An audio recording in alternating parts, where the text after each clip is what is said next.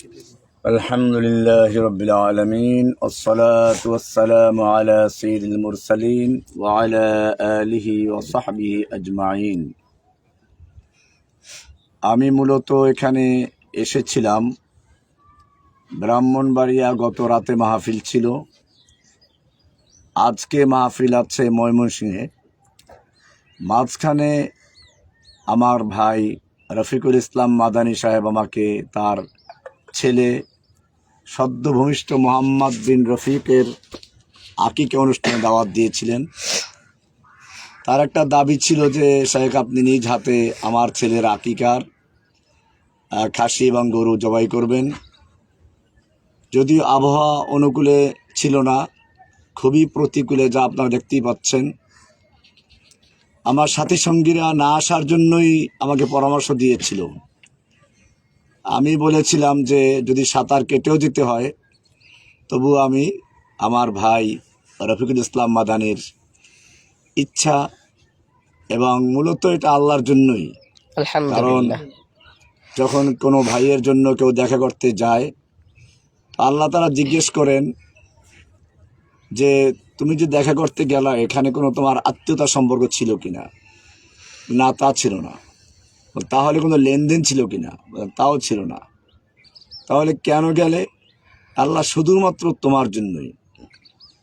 কিয়ামতের মাঠে আল্লাহ সুবহানাহু ওয়া তাআলা যে 7 দলের মানুষকে আরশের তলে ছায়া দিবেন, যেদিন আরশের ছায়া ব্যতীত আর কোনো ছায়া থাকবে না, সেদিন ডেকে ডেকে বলবেন আইনাল মুতাহাব্বুনা ফিল্লাহ, সুবহানাল্লাহ। ওই লোকগুলো কোথায় যারা একে অপরকে শুধুমাত্র আল্লাহর জন্য ভালোবাসত? আমি মূলত আজকের এই সফরটা করেছি ওই স্বভাবটা অর্জন করার জন্য। সেজন্য সঙ্গীদের কষ্ট হলেও আমি বলেছিলাম যে আমি সাঁতার কেটে হলেও যাব। আজকের এখানে আমাদের মাহমুদুল হাসান গুনবী সাহেবের আসার কথা ছিল। এরকমভাবে মজলুম বন্দীদের আশার আলো আমাদের মুফতি হারুন এজাজ সাহেবের আসার কথা ছিল। ওনারা মাযরাত পেশ করেছেন বিভিন্ন ওজরের কারণে। তো আমি আর না এসে পারলাম না, কারণ আমার এই ভাইটা আমার সঙ্গে কারাগারে দেখা করতে গিয়েছিল। তো আমি এটা ভুলতে পারি না আসলে। মূলত সেই কারণে তার আবদারটা না রেখেই পারি নাই। এসে আসলে যা দেখলাম সেটা আরো করুণ বিষয়। এখানে আমার চতুর্দিকে বাড়ি ঘরগুলো পানির নিচে ডুবন্ত, মানুষগুলো খেয়ে না খেয়ে কষ্ট করছে। তো এটা দেখার পরে আসলে আমাদের আকিকার যে একটা আনন্দ, এটা এক ধরনের কষ্টে আসলে মেলান হয়ে গেছে। আমার ভাই রফিক মাদানী উনি সিদ্ধান্ত নিয়েছেন যে আকিকার যে অনুষ্ঠান করার কথা ছিল সে গরু জবাই হয়ে গেছে, এর অর্ধেকটা মাংস রান্না করে যারা আজকে রান্না করা খাবার খেতে পাচ্ছে না, কয়েকদিন যাবৎ তাদের চুলা জ্বলছে না, এরকম লোকদের বাসায় বাসায় এই ট্রলারের মাধ্যমে খাবার পৌঁছে দেওয়া ইনশাআল্লাহ। মূলত এটাই হচ্ছে আসলে খিদমতে খালক। আমাদের রাসূল সাল্লাল্লাহু আলাইহি ওয়াসাল্লামের নবুয়ত প্রাপ্তির পরে যখন তিনি খাদিজার কাছে এলেন আর বললেন জাম্মিলুনি জাম্মিলুনি, আমাকে চাদর দাও, আমাকে চাদর দাও।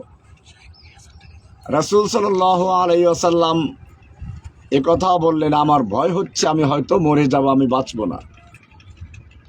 তখন আমাদের আম্মা আয়েশা খাদিজা রাদিয়াল্লাহু তাআলা আনহা আল্লাহর রাসূলকে যে সান্ত্বনা বাণী দিয়েছিলেন, আমার মনে হয় দুনিয়াতে শুরু থেকে শেষ পর্যন্ত এরকম সান্ত্বনার বাণী কোনো স্ত্রী তার স্বামীকে শোনাতে পারে নাই, ভবিষ্যতেও পারবে না। তিনি যে কথাগুলো বলেছিলেন প্রত্যেকটা কথা একটা মানব ইতিহাসের স্বর্ণাক্ষরে লেখা থাকবে। বুখারীর শুরু দিকেই হাদিসটা রয়েছে। তিনি বললেন কাল্লা ওয়াল্লাহি লা ইউখজিকাল্লাহু আবাদা, না, আল্লাহ আপনাকে কখনো অপমানিত করবেন না, আপনাকে লাঞ্ছিত করবেন না, আপনাকে দুনিয়া থেকে এভাবে নিয়ে যাবেন না। কারণ ইন্নাকা লা তাসিলুর রাহমা, আপনি তো আত্মীয়তার সম্পর্ক কখনোই ছিন্ন করেন না, আত্মীয়তার সম্পর্ক বজায় রাখেন। এটা সামাজিক কাজ, আত্মীয় স্বজনদের সাথে সুসম্পর্ক রাখা, তাদের সাহায্য করা। ওয়া তাহমিলুল কাল, অসহায় মানুষের বোঝা আপনি বহন করেন। যারা সমাজের জন্য বোঝা, আপনি তাদের বোঝাগুলো নিজের মাথায় তুলে নেন, তাদের সমস্যার সমাধানগুলো করে দেন। ওয়া তাকসিবুল মাদুম, অন্নহীন বস্ত্রহীন মানুষকে আপনি অন্ন বস্ত্র দান করেন।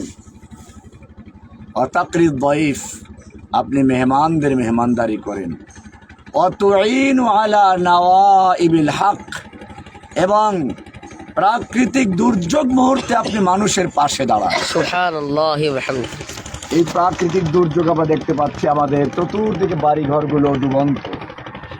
আমি যেহেতু সফরে, সাথে আসলে টাকা পয়সা নেই, আর আমি তো দীর্ঘদিন জেলে থাকার পরে বের হয়েছি, তো আমার হাতে অল্প সামান্য যা কিছু ছিল, আমি এই টাকাগুলো আমার ভাই রফিকুল ইসলাম আল মাদানির কাছে তুলে দিচ্ছি।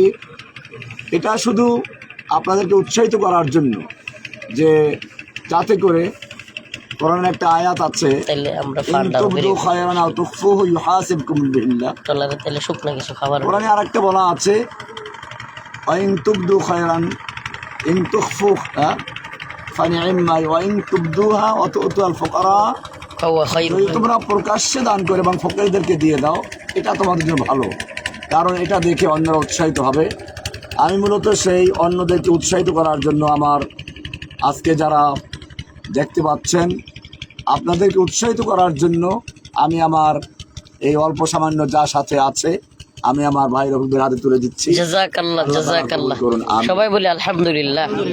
এটা শুধুমাত্র আপনাদের উৎসাহিত করার জন্য, আমার প্রচারের জন্য না। আমি আসলে কোনো কাজ প্রচার প্রসার এগুলো পছন্দও করি না, কিন্তু আমার এখানে এসে খুবই কষ্ট লেগেছে রফিক ভাই মাদ্রাসাটা দেখেও। আমার তো মনে চায় যদি পারতাম। এই যে আমাদের শেখ, আমাদের মাদ্রাসাও দেখা যাচ্ছে, ওই যে মাদ্রাসাও পানির নিচে, এখন পানির মাদ্রাসাতেও পানি উঠে যাচ্ছে, মাটিতে প্রায় একাকার হয়ে আছে। তো আমি যদি আমার সামর্থ্য থাকতো, আমি আমার সঙ্গে এক ভাইকে বলছিলাম যে যদি আজকে আমার সাথে কিছু থাকলে আমি মাদ্রাসাটার কমসে কম ঘরগুলো পাকা করা যায় কিভাবে সেই ব্যবস্থা করতাম। তো আমি এই মাদ্রাসার জন্য আলাদা আরো কিছু টাকা দিচ্ছি। এগুলো মূলত আমি ওই যে আসার পরে অনেকে হাদিয়া তোবা দিয়েছেন, তো হাদিয়াগুলো আবার অনেকে হাদিয়ে দিচ্ছি, কারণ আমার তো আসলে কামাই রোজগার নাই। আমার বাড়িঘরগুলো মানুষের দখলে রাখা। আমি থাকি আসলে একজন আত্মীয়র বাসায় জীর্ণশীর্ণ অবস্থায়, আর বেশিরভাগ কাটে আমার হাসপাতালে। তো যেহেতু মানুষের অল্প সামান্য হাদিয়া যা পাই, ওখান থেকেই সাধ্যমতো ব্যয় করার চেষ্টা করি। তো আমি আমার এই ভাই রফিকুল ইসলাম মাদ্রাসার জন্য এই অল্প কিছু টাকা দিলাম। এটাও উদ্দেশ্য যাতে করে আপনারা ওনার মাদ্রাসাটাকে যাতে উন্নত করতে পারেন, কিছু পাকা ঘর তৈরি করতে পারেন, সেজন্য আপনাদেরকে আহ্বান জানাচ্ছি। আল্লাহ তাআলা আমাদের সকলকে দ্বীনের কাজে পরস্পরের সহযোগিতা করার তৌফিক দান করুন। আল্লাহ তাআলা কোরআনে বলেছেন, ওয়া তাআওয়ানু আলাল বিররি ওয়াত তাকওয়া, তোমরা তাকওয়া এবং পুণ্য কাজে, নেকের কাজে একে অপরকে সাহায্য করো। আল্লাহ তাআলা আমাদের পরস্পরকে দ্বীনের কাজে, তাকওয়ার কাজে, নেকের কাজে সহযোগী হওয়ার তৌফিক দান করুন। আমিন। ওয়া সাল্লাল্লাহু তাআলা আলা নবিয়িনা মুহাম্মদ ওয়া আলা আলিহি ওয়া সাহবিহি আজমাইন।